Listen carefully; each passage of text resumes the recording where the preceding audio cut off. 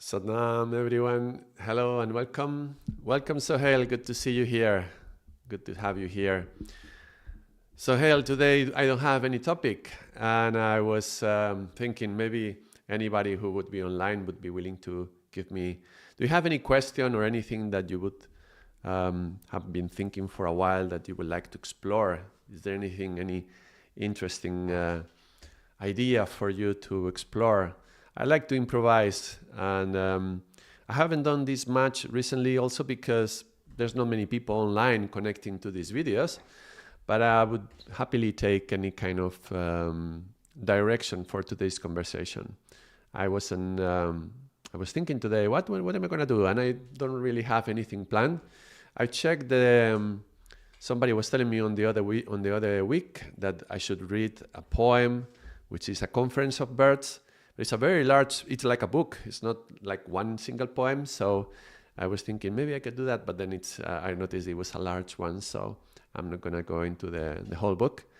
So if you have any suggestion, I'm open to it. If you have any question particularly, we can explore it. Not that I may have an answer. I don't know if I will have an answer, but maybe we can approach the topic anyway.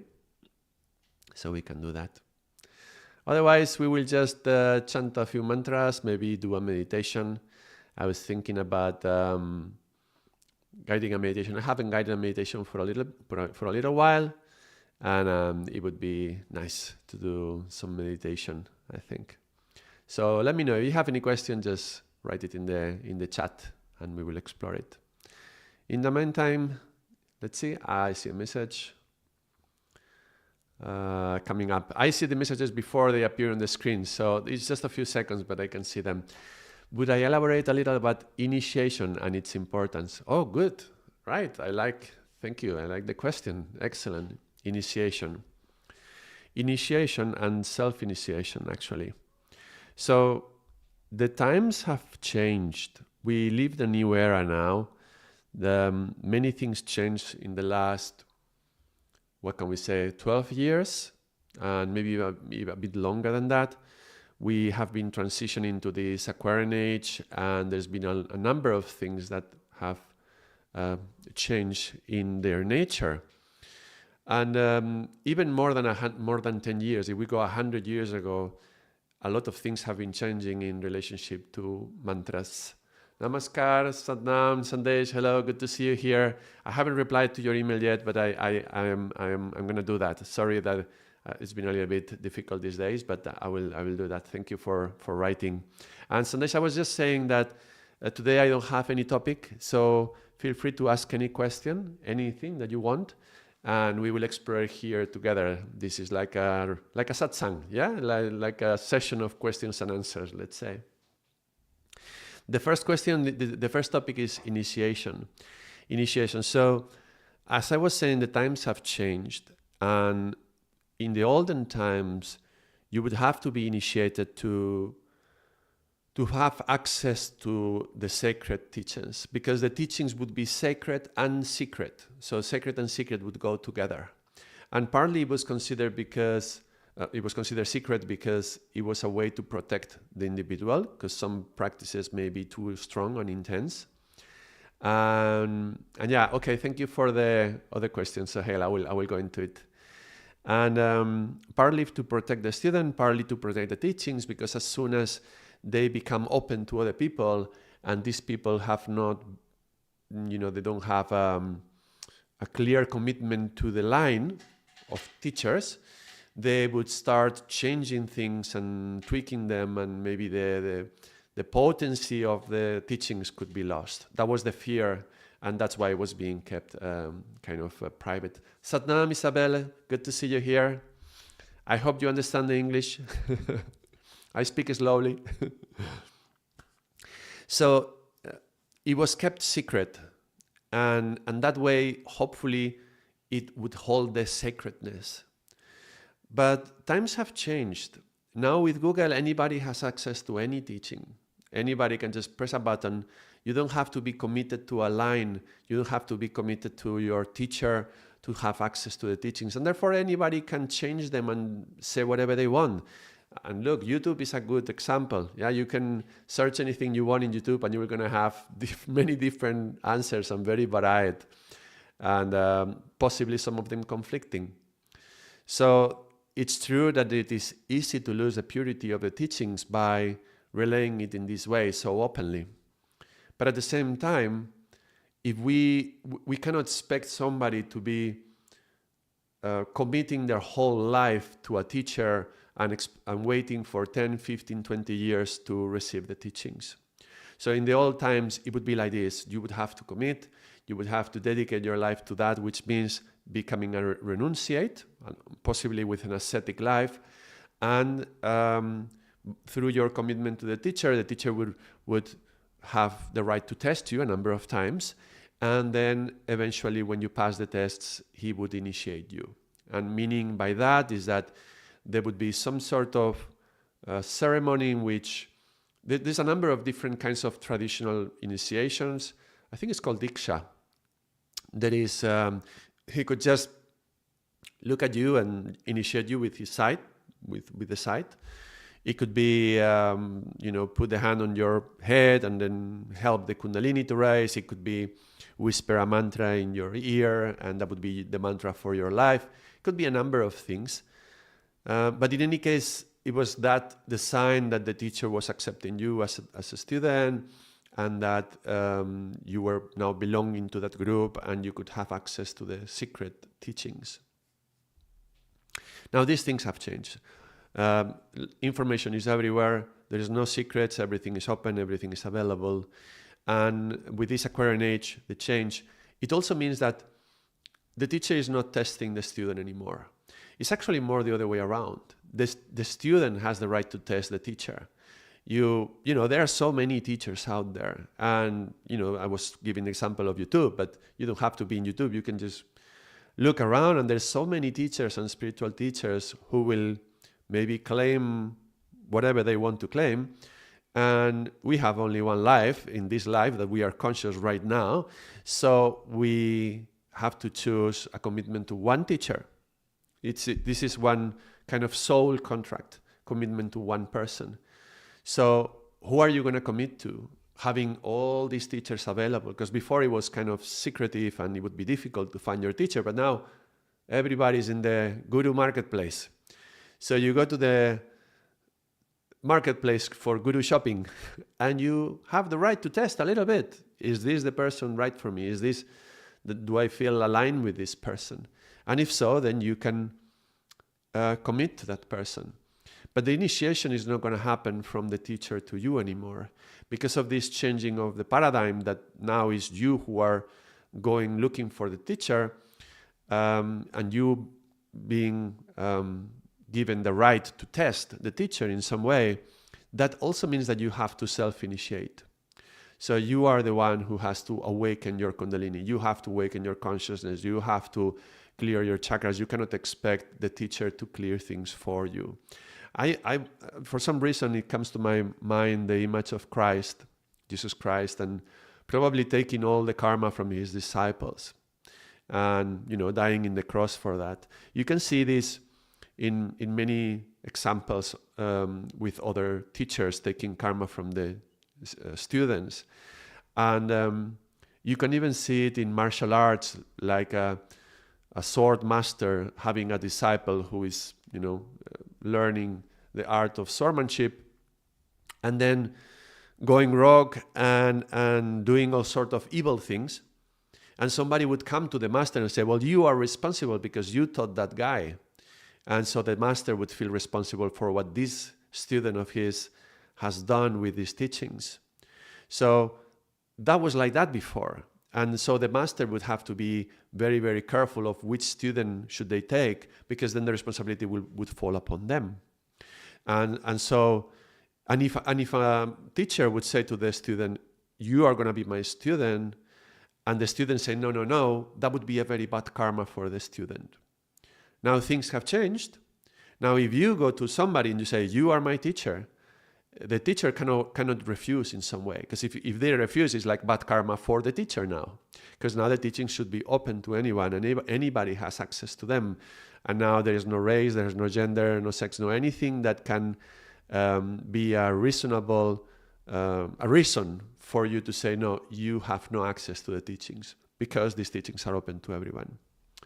So now the student is responsible for themselves, and also therefore responsible for their own enlightenment, for their own work, for their own effort, and so for following the path. If the student doesn't want to follow anymore, what do you do?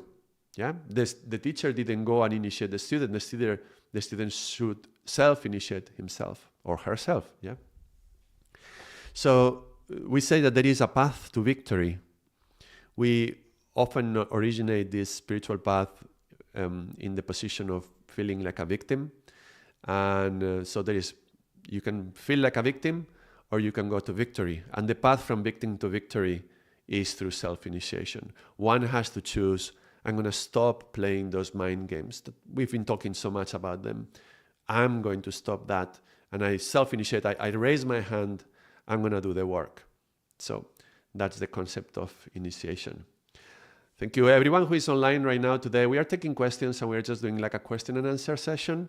And it's open, so the conversation can go anywhere you want.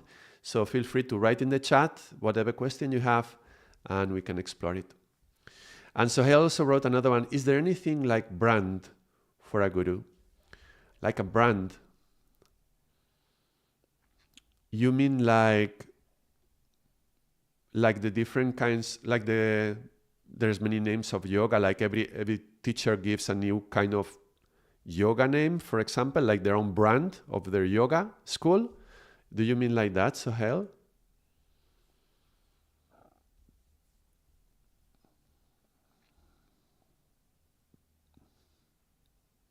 Because it's true that there's so many kinds of yoga. Many people put their own name on the yoga, or they invent a new name. And so that has a meaning as well. In a way, I'm thinking about, for example, Kundalini Yoga as taught by Yogi Bhajan. Yes, Yogi Bhajan put his name on that, and he is responsible for that. So whatever he created, he has the responsibility, including the karma for whatever came out of that. And so it's his own brand, we could say, that takes the old teachings and then repackages them in their own style. So let me know, Sohail, this concept of brand, if you can expand it a little bit. Is it that? Is it to give them like your own style of your teachings, putting them in your name, your brand? Do you mean by that? Or I mean something that it's needed to be loyal to in order to have access to spiritual realm. So loyal meaning obeying, we need to obey, yeah? So there is 4 steps for the student to do. There's 4 steps for the teacher as well. But the student side, from our perspective, our duty, let's say, is we want to get to our excellence, to the highest we can be, to the highest manifestation of our potential, let's say. And to get there, it is unreasonable to think that we can ever get there without love. Yes? Let's say we can follow along and tell me if you agree or not. Can we get to the highest expression of ourselves without love? I don't think so. Love has to be there in some way. And I mean real unconditional love, like the purest form of love. Now, to learn unconditional love, the best way to learn that, to express unconditional love, because love can mean many things, and we can use the word love, but actually we have conditions. And if the person does this thing or doesn't do that thing, then we stop loving them. So that's not unconditional love. So the best way to learn unconditional love is actually through service. Unconditional service. Service is, serving is selfless service is called. Selfless means you don't put yourself in the middle and decide what you like or you dislike. You are serving others the way that it is needed in that moment. So that's unconditional. You don't serve in whatever way you like to serve. If somebody is asking you to do some particular service, then that's your, I mean, you can volunteer or not, but if you volunteer, if you initiate, if you self-initiate and you go for the service, then you have to obey for that. So the path is obey, serve, love, excel. You cannot get to excellence without love. You cannot, it's difficult to learn love without service in some way. And actually, if you love somebody, you want to serve them in some way. It doesn't mean being their slave or anything like that. But there is some form of service through the love. And in order to serve, you need to obey. And to obey means to be loyal. So if this is your path towards the excellence, towards your mastery as yourself, that has to start with the obeying. And obeying means this loyalty. Now, I mentioned before that we have one spiritual teacher to take in one life. This life, there is one commitment, this commitment to this one spiritual teacher. And there is, you are not forced to make a decision in any time frame. You can choose whenever you want. But when you make the choice, and that's why, they say, do some guru shopping first, because then when you commit, that's it. That's the commitment for life. You cannot commit today and then 2 days later say, no, I changed my mind. Now this is my guru. Yeah, and I divorced from my guru, and now this is my my teacher. Let's call it teacher because I want to make a difference between guru and teacher. And I will talk about this also answering Sandesh's question in a minute. Yeah, but so as the moment that you commit to somebody and say, well, you are my spiritual teacher, first we do that because by ourselves we may have some insights, but sometimes we feel in the darkness. And when we are in the darkness, it's impossible to get out by our own ignorance.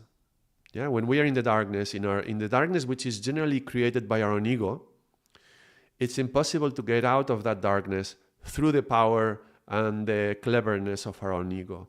So we need somebody from, and hold on, we may not know that we are in that darkness. We may think that we are doing something very clever, even with the teachings, and actually be creating a lot of karma. So we need somebody external to actually guide us and to say, well, watch out, because you are doing something out of your ignorance right now. And that's why we need that figure of the spiritual teacher. So we say the beginning of the path, as you come into contact with the teachings, go explore, look for teachers, read about this and that, and hear this and that, and then from all of these you will find somebody that you resonate with, and somebody that I will say the way I felt it. I had a teacher, my mantra teacher, Mas Murray, and I was very, very, very close to him, and we were just about to go on a trip to India for a few months, and anybody would have expected that was my spiritual teacher, because I was very, very close to him, and I would go to his ashram for a while, and then we went together for a few months. And yet, the week before leaving to India, I was having a consultation with Ardaas Singh, who would eventually become my teacher. And during the moment of the consultation, I saw a number of patterns of what was happening in my life so clearly. I could see how some things have taken me where I was right then. And so through that light, bringing light to that darkness, that's a little moment of enlightenment. The word is sometimes misutilized. I don't want to say I got enlightened. That's not it. I just saw the light a little bit on some issues that were very dark in my life. I want to express it like that. But because it happened that way, I felt super awake and super conscious at that very moment. And then that moment when I was so clear, I knew that he was my spiritual teacher. I just knew it in my heart, with no doubt. So I said it to him. I said, Shiv Charan, you are my teacher. And it was very interesting. We had a nice exchange from that on. No? But That was my soul's contract. That was my commitment to him. And it was useful for me because then the following week I would be going to India for 2 months with Mas Mare. And if I had not committed in that very moment with him, it could have been very confusing because I could have felt like maybe Mas was my teacher. So even though I was away and I've learned from other teachers and I've been going to workshops with other teachers, but in my heart I always know that it's Shiv Charan. And this is the thing, when you are the clearest in your life and you know what it is, then you can commit. And then the next day, maybe you are in darkness again, don't put into question those things that you see in the light. So when you are in the darkness, don't question what you see in the light. Wait for another day that you are clear and then ask yourself questions if you wish, but afterwards. So that's the loyalty aspect. When you commit to that. And spiritual teacher, in a way you are committing to his lineage as well. So Shiv Charan Singh studied with Yogi Bhajan and he has his own line coming through Kundalini Yoga. I was mostly interested about numbers, and that's what I wanted to learn from him. But the Kundalini Yoga came with a package, so I learned Kundalini Yoga through in the same way. But it's out of my loyalty to Shiv Charan Singh. So that was my alignment with my teacher.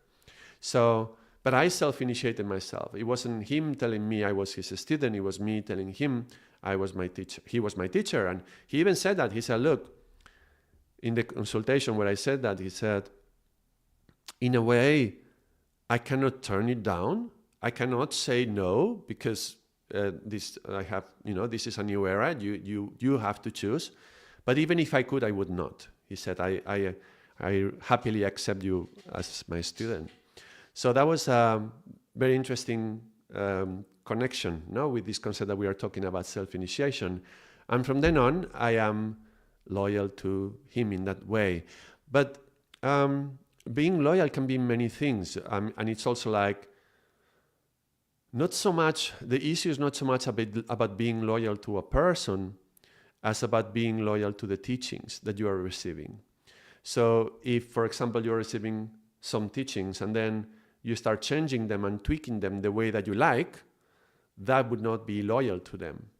So if I started changing some of the teachings to make them more appealing, maybe, to get more followers in YouTube, I could change some things and maybe it would attract more people, but that would not be loyal. That would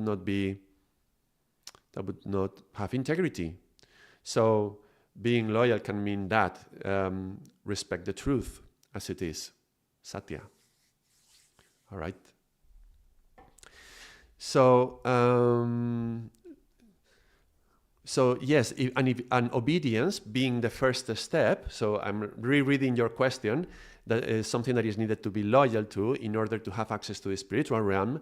Well, this obedience, the loyalty, is one of the 4 steps that takes you to your excellence. If you don't know how to obey, look, if you don't know how to be a student, you cannot be a teacher. That's impossible. So if you want to get to the spiritual realm, there has to, in a way, you have to be humble enough to accept a certain will and follow it. And now I'm connecting this with the concept of hukam, because there is God's will as well. I'm not just saying being loyal to a person. I'm saying there is a moment if you meditate and you open your ears and you close your eyes and then you listen, there is a will, there is a hukam that is telling us what we have to do. And now when you hear that hukam, are you going to be loyal or not? Are you going to obey? Are you going to do it or not? And if you want to get to the highest expression of yourself, intuitively you're going to perceive this line that is going to tell you what you have to do. Then you have to do the work, but that would be part of being loyal. So in case somebody has arrived late, we are doing a session of questions and answers today. Anybody feel free to write in the chat any question and we will explore it in any direction, anything. You can ask anything that you want. So we have the other question as well. And Sohail, I don't know if this answers the concept of brand. Maybe the brand is still not fully covered. Let me know if it's not clear yet. So Sandesh was saying, is there an internal guru who guides you from the depth of oneself? That's really nice, really nice. I really like that question. And yes, the answer is yes, definitely. I need to expand the answer though.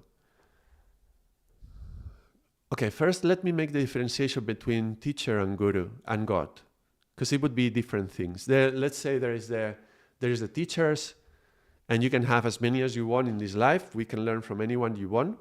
Then there's a spiritual teacher, the one person that we align with, the one person that, to me, Shiv Charan is the person closest to God that I've seen. And he's available to me. He's close to me. He's not in some, even, he's not in some YouTube video. He's right there. I can go, I can visit, I can talk to him, I can have a consultation with him, I can meet with him, we can talk and have a one-to-one session, something that is going to be personal for me. He can guide me directly. And from my perception of him, he's the closest one I've experienced of somebody close to God. So I trust that he is going to help me get the closer I can to God. But he's not God, and he's not guru. So the concept of guru, because that's also tricky, because I believe traditionally the word guru could just be, gu means darkness, like guha, like the cave, and ru is light. So anybody who brings brings light into your darkness, that could be a guru. So the word guru could be utilized to any teacher. Any teacher could be said, he's a guru. But the way we utilize it in my Sangat,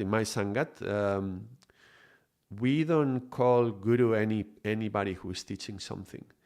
Guru would be, we say sometimes, God in focus.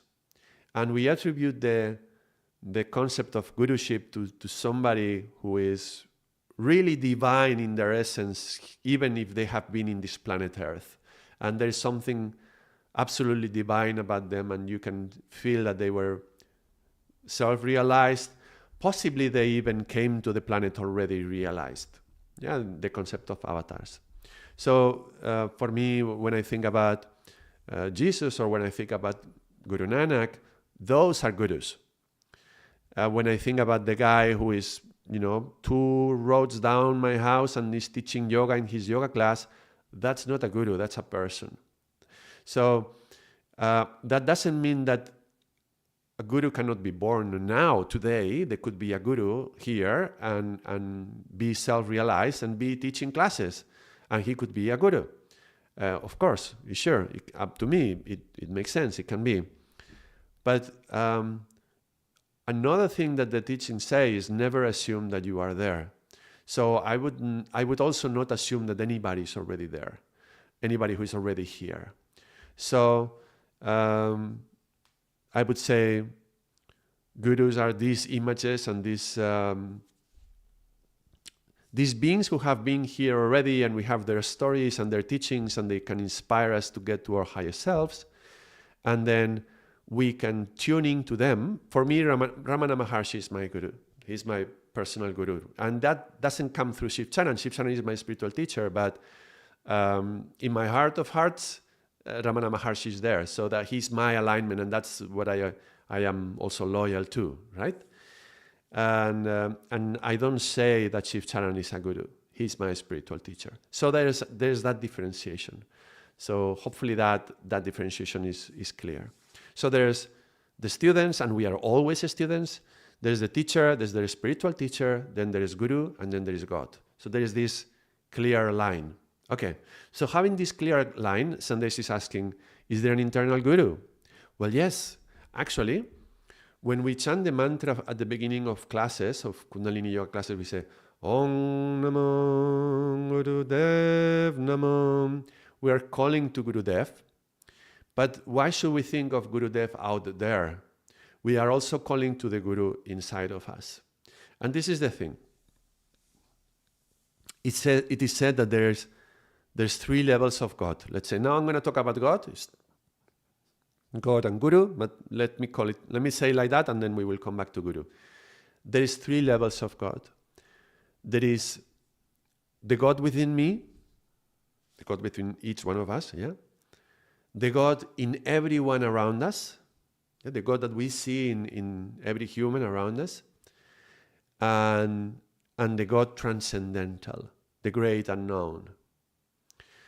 The God within me, it's the one I have to realize. The God around me is the God I have to serve. And the transcendental is the one I have to remember. So sometimes when we meditate or when we pray, we will go to the transcendental and we are connecting to the transcendental. And sometimes we are going within, very deep within. And it's both is God. It's just different expressions of this concept of God, which is so difficult to define, and everybody has to find their own way to relate to God. And for some people, they will relate easier to the God within. Some others will relate easier to the God without, God outside. And or God in others. Some people, they just love doing karma yoga, like seva. They just do service. That's it. And especially many people within the Buddhist line, they just like to serve. And for them is enough. And look, obey, serve, love, excel. So why not? Yeah, that's also possible. So it is up to anyone. I would say that the most complete idea is that you do the three of them. You connect to the God within, you serve the God in the others, and you tune in to and remember this God in the outside. This is what is, let's say, condensed within this prayer that we chant at the end of classes, of Kundalini Yoga classes. We say, may the long time sun shine upon you. That's the transcendental. May the God transcendental always shine the light on you, so you have light and vision. May the long time sun shine upon you. All love surround you, love around you. And look, we serve to find the love, right? All love surround you, and the pure light within you, and there is a pure light within you, guide your way on. So you see there's the three levels of God. So coming back to the question, is there an internal guru that who can guide me from the depth of oneself? Yes. However, how tuned in are we to that God, to that guru? How can we listen to that voice? And the thing is, when we go within, when we go inside, so often we hear many voices. And some of the voices are from our instincts. Some is the voice from our intuition. Sometimes it's our intellect. Sometimes it's our intelligence. Sometimes it's our ego. And there is all these voices speaking. And there will also be the voice of this inner guru, if you wish. But are you able to recognize and differentiate one from the other? And that's the thing. Very often we are not. Sometimes we may be, but very often we are not. So we need to learn to quieten our brain waves. This is the Chitta Vritti Nirodha. So the softer we are, this is from the Yoga Sutras, yeah? The softer they are, there is more silence, and in the silence it's easier to tune in to that internal guru. But if you are soft enough, if you are enough in peace that you can tune into the internal guru, definitely you can listen to that and be loyal to that and obey the command when it comes from there.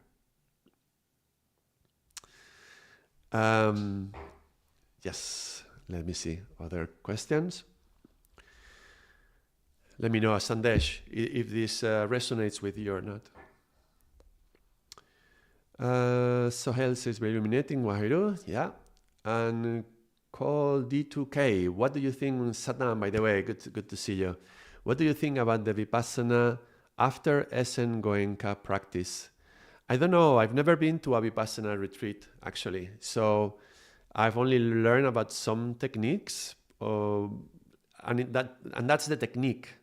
And I'm not sure Vipassana is just a technique. I wonder if it's something else. I wonder if it's also a style of life and a number of other things, or if it's just the practice. What do you know about it? Can you tell us something, and then I can connect to that?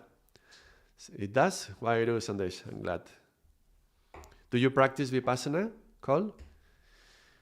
And yeah, I haven't read much on the topic, but is the teaching of Buddha. Yes. What particularly are you asking about the teachings of Buddha? And I don't even know that much about Buddhism, but it was one of the first religions I wanted to read about when I started coming back of my my scientist era, the time in my life when I was mostly a scientist and I was trying to avoid anything spiritual. When I came back into the spiritual world, I was mostly attracted to Buddhist teachings. So I would read the Four Noble Truths and the Eightfold Path and all these things, and they would be very, very inspiring, and some stories from Buddha. But I've never, I mean, I've been to a monastery a few times, but more like a visitor. I've never done a retreat. I've never learned Vipassana properly. So you surely know more about this than me. But if you have a question in relationship to what I'm speaking, more clear question, then we can talk about that. Also, if anybody else has any other question, you can write it down. Yeah.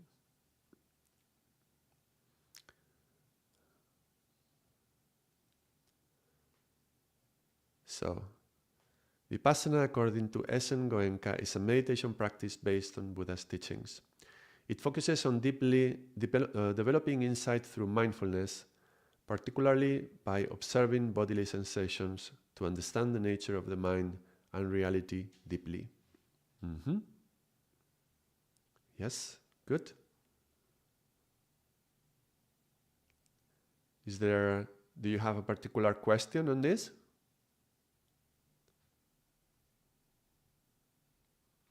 When we say mindfulness, by the way, this is a concept that is very Western. What does mindfulness mean? Because we don't want to be full of our minds. But it's about, I think it's, the key of mindfulness is about awareness. It's not so much about the mind. I like to bridge the gap in our language, because we often talk about mind when we mean consciousness. So I would like to refer back to the concept of consciousness. This is about awakening our consciousness.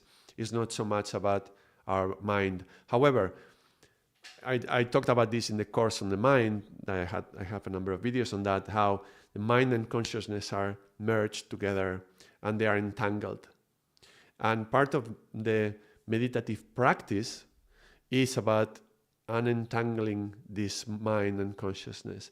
So by being mindful, let's say by being conscious of the mind or being conscious of the body, like paying attention to the body, we are slowly untangling these two and recognizing that we can identify with the concept of consciousness. That's part of our real nature, and that's different from the nature of the mind. Yeah, you're talking about the nature of the mind and reality deeply. So by paying attention to body sensations, particularly breath, I think in Vipassana you utilize the breath a lot. In Vipassana, I believe that it's a lot about negating any sort of identification that is temporary. So anything that comes and it's temporary, I'm not this, I'm not that, I'm not this, I'm not that, I'm not this. It's like a cleansing, it's a cleaning any idea of what I think that I am. In a way, is to find the source of my nature, my true nature. And that would be my Satnam, my true reality. And my Satnam would be this is it, the nature of the mind of the reality. Well, in my nature, in my deepest nature, we are Satchitananda. There's the truth, the Sat, the reality, there's Chit, the consciousness, and there is a bliss in the joining of this.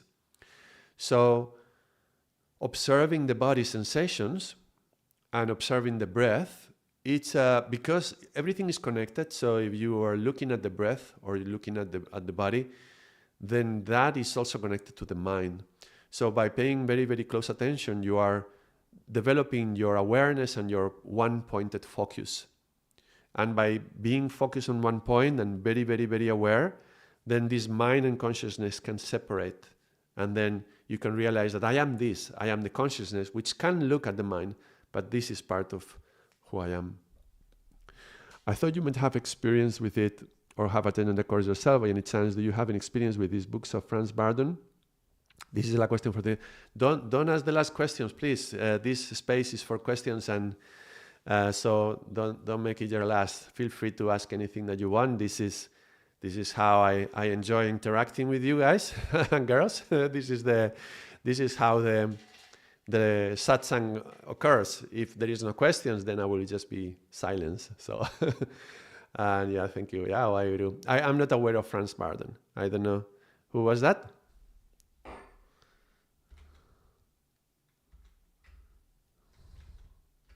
Franz Bardon, I don't know. I am very uneducated. You know, sometimes when I'm speaking, you may think, oh, Ardaas knows about this and knows about that, but I only speak about the things that I know. I can, I can, one thing I do is I have a little bit of understanding of classical yoga and I know numbers.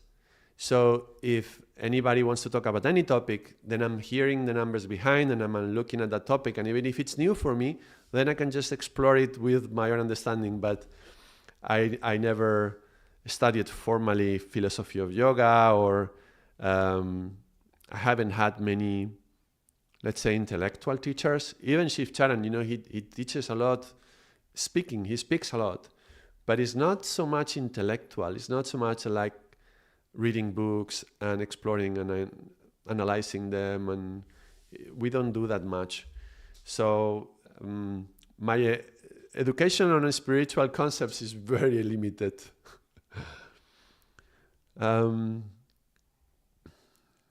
Franz Bardon was a Czech occultist and author known for his works on magic and Hermeticism. All right. Well, I didn't know about him. I'll come back to you, Sandesh, in the other question. I don't know if you have... I don't have any experience with the books with this author. And I do believe in magic. Magic is real. Magic exists, and you can tune into that. Actually, when you are learning numbers are like magic in some way. And utilizing numbers in a conversation, or let's say being aware of the words that I'm saying and aligning them with the numbers, can have a magical effect in the conversation. So that's very interesting. But I don't know about Franz Bardon. If you want to expand and tell me something about it, and then we can have a conversation of that, I'm happy to do that. I'm also happy to take another day. You know, if you have a particular text that you want us to explore, if it's not like a whole book, but like a text, we can another day I can find it and open it here on the screen. It takes a few minutes to set it up. That I cannot do it like on the moment. But we did that with another video, Spiral Dynamics. Somebody asked me about it, and I didn't know about it. But then we opened a document and we read it through, and I explored it in my own way with the numbers behind. So if you have any document call and you would like to explore, feel free to offer it, and then I will write it down. And for the next live stream, we can do it, maybe even next week. You know, so I'm happy to do that. In the meantime, I will answer Sandesh. Can you please talk about Mahavatar Babaji and Lahiri Mahasaya? Well, I mean, I know about them because of Yogananda's book. I don't have a personal, direct connection to them.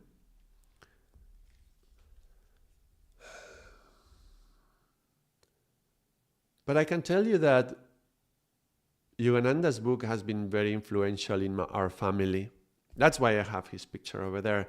To me, this would be the guru of the family. So this is kind of like my first teacher, my spiritual teacher, the guru of the family, and my guru. So you see, this is my little, these pictures are reminding me constantly my references, where my loyalty lies. And Yogananda's book was so influential when my parents read it. I don't know who read it first, my father or my mother, but they would fall in love with it in a way. My parents also visited India a number of times, and they went to visit his house. They stayed in they looked at the room where Yogananda would practice when he was a young man, and they met his second uncle, I think, or grandfather of the uncle, something like that. Lovely man. And so there was this personal connection to them. And when I came out of my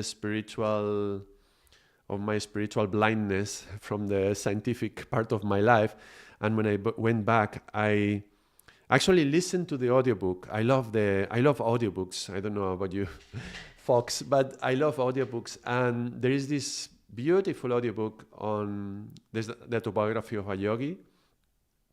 And it's just amazing. It just transports you over there. So I can almost see the images of Lahiri Mahasaya and Babaji from reading the book. I have read some of the texts from also Yogananda, and even I think it was Yogananda's brother who wrote a book called Mejda. I think it's called Mejda. Beautiful book as well about Yogananda, in ways that Yogananda, he's also really humble. He doesn't talk in the book, he doesn't talk so much about himself and what he has achieved. He always talks about the others, and in such a humble way about the greatness of others. And he was great. Yogananda was incredible. So Lahiri Mahasaya feels like another era, like so far away. And at the same time, he was so close in his way of understanding the teachings. I believe, he opened his ashram. It was open to householders and to women and men, and anybody could come and receive the teachings. You didn't have to be from a particular caste. You didn't have to be a renunciate. So it was like the beginning of the gates towards this present age that we are right now, the current age. So in that way, very, very inspiring reading about that. And I don't have a personal direct experience with Lahiri Mahasaya, but I do have one with Yogananda, and I will share it today if you wish. When I started to reading all these books on Buddhism and reading the autobiography of a yogi, I started doing a lot of yoga. And it was one day when I did my asanas early in the morning, and then I laid down to rest for a while. The Shavasana. But the Shavasana got overextended. It got too long. I was like half asleep. And then I was getting lazy. And I could feel Yogananda grabbing me from the lapels like this and pulling me up. And I sat up. And I could feel him right in front of me. And he spoke some words that would be more personal. But he was so real. He felt like he was right there. I didn't see him with my eyes, but I could just feel him right in front of me. And I had been in a way preparing myself for that, I guess, now that when I think of it, because every time I would sit down to do my yoga, even though I was in my little room, I had a little room, and I took off my bed and I put the mattress upside down to separate the room in two. And it was a big mattress, and half of the room was where I worked and I did my research. I was in university, and the other half was my yoga space. And I had which is a little yoga mat and my altar. And when I would sit in the yoga mat, I would visualize Yogananda in front of me, and I would ask him to be with me when I do my yoga. So I encourage everyone to do that. Not to do yoga alone in your house by yourself, but ask your guru or your teacher or a guru, if you wish, just a guru, whatever. You can ask Jesus, you can ask Buddha, you can ask Muhammad to sit with you, in front of you, and have them sitting with you when you are doing it. And the thing is, sometimes we are very scared because we think we're going to do things wrong. We are ashamed. And can you imagine what it would mean to be in front of Buddha? A lot of us would be like, I don't know the proper way to do this. How am I sitting right? Am I thinking right? Oh my God, my thoughts are so dirty and polluted, and we feel ashamed of ourselves. But these gurus who have been already here, these beings are so full of love and compassion. How can they judge us? They are not there to judge us. They are just waiting for us to call upon them. So I would encourage everyone, when you sit to do your sadhana, when you sit in your yoga mat, and you are not in a yoga class, you are alone by yourself, and it can feel very lonely when you are doing your class. So your class, not your practice, your sadhana. So why not ask them to come and sit with you? And eventually maybe they will come and you will have an experience of them. So I was also doing Tratakam on Yogananda's image for many months on his eye. I would look a long time. I don't remember how long it was, but I don't know how many minutes, but I was doing it, looking at his left eye, on the sparkle of his left eye, and just doing Tratakam on him. So I could feel the truth of his words and the truth of his book and Lahiri Mahasaya, and I would feel a strong connection to them, but particularly to Yogananda. So that was personal. My sister was doing the classes by post. She signed up and she was receiving this mail on Kriya Yoga, and she would be doing these practices at home. So you see, my whole family is we are quite devotional to him. I have a few messages to read. All right. So Hel says, I usually have some, did I miss some of the message before? No? Okay. I usually have some sort of feeling and tendency for number 5, and it appears in my life very often, but can't figure it out. What does it possibly mean? And the autobiography of a yogi is magical for sure. I couldn't put it down until I read it 3 times. Yes, yeah, I've reread it many times already. I love it. It's very, very nice. There's something, to me, there is one particular image in the book when he arrives at his guru's ashram, and he describes it like the guru is up there and he enters for the first time. That's like a magical little event in the book that I remember. But yes, number 5. Well, we are doing the number 5 right now. We are doing the course on number 5. So maybe any of the aspects of number 5 may connect to you. So if you are here during the videos that we are talking about number 5, see if there is something that resonates with you. 5 is the number of the name, the word. 5 are, because the 5th chakra is connected to sound, it means both hearing and listening. Listening would be 10, actually. 5 would be speaking or producing sound, producing even you could say music. I know, Sohail, you're a musician, so number 5 is a resonance with vibration. So resonate with things which are, music. And I have 2 5s in my date of birth, and I feel also this strong connection to music, to sound, to chanting, to singing, to playing a musical instrument. There is all these things that somehow feel within. Yeah, I don't know if you have 5s in your date of birth. Is that the tendency that you find in the number 5, or if it appears, how does it appear? But sometimes it comes like that. Some numbers appear in our life repeatedly in different ways.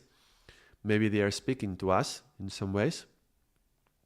Number 5 is the number in the middle. 1, 2, 3, 4, 5, 6, 7, 8, 9.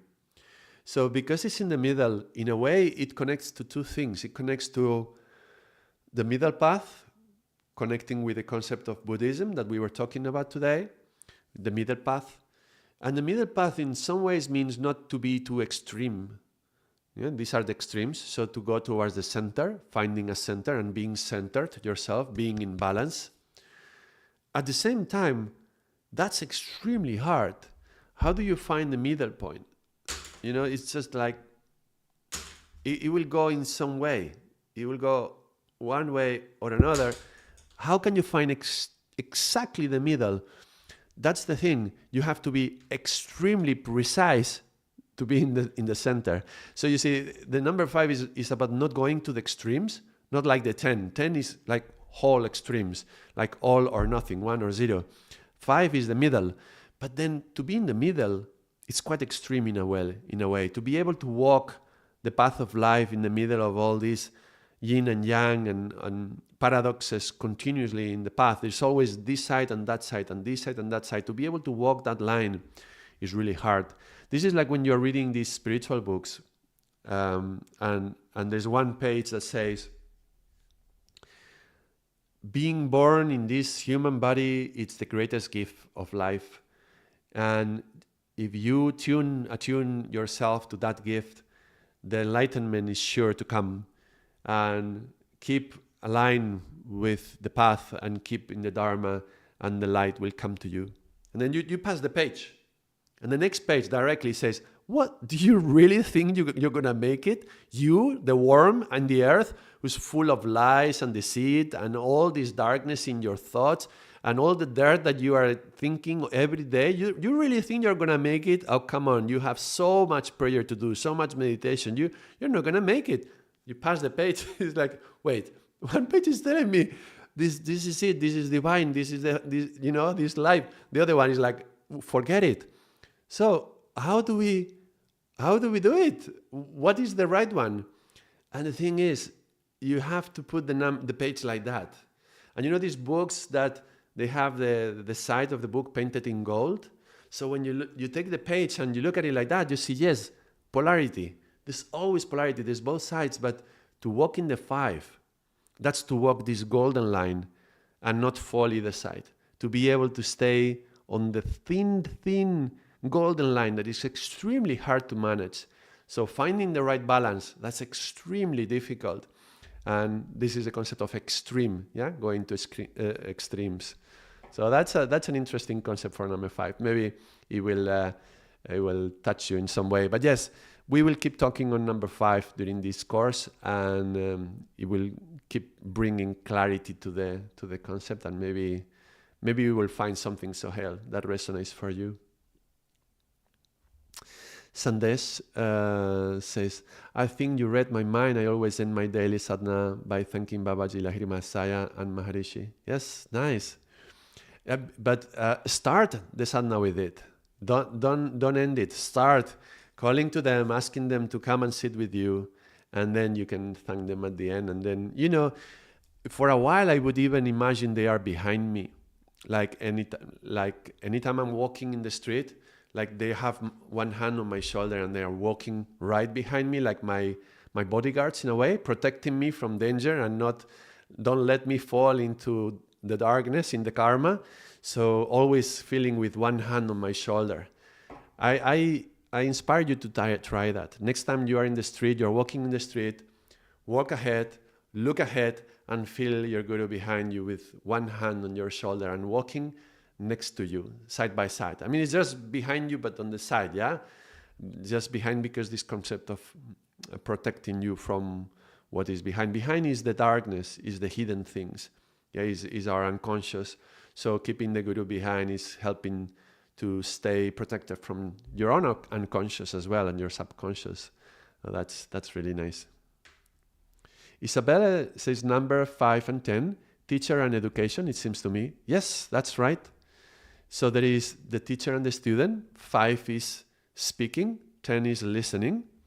And there's therefore teaching and student, speaking and listening is the realm of education. Actually, we didn't put it here in the course we are doing on numbers. How about we? I mean, we're not gonna continue the course on numbers today, but since it came up like this naturally, I will talk about it next. I will mention it next week. But if you remember this that we were filling out on the numbers, yes, education would be 5 and 10. So if education is 5 and 10, the 4 and 6, the heart, this is the realm of art. The 3 and 7, this is the realm of science and technology. The 2 and the 8, because science and technology is very mind-oriented and is very linked to fire, like the Industrial Revolution, and art is connected to the heart and is connected to air and touch, the flower of human consciousness. This is art. You can read it like that. Look, the flower of human consciousness which touches me and inspires me is art. You see, you can start connecting the things here. And the 2 and the 8, that's water. Water cleanses, it cleans. This is healing. And therapies, the world of therapies. And look, we have education, we have art, we have science and technology, we have healing, and we have the realm of magic. So that connects with the concept of magic that somebody was mentioning before. So these are the 5 realms. So when you see, for example, which month were you born, then that month, if you were born in the month 3 or 7, you may have a tendency towards this. If you were in your work, you may, in your workplace and maybe your job that you do, there may be a tendency towards this. And maybe it's not maybe you don't work in science, but you are very scientific about your approach to your work. And maybe you apply your mind very scientifically to your work.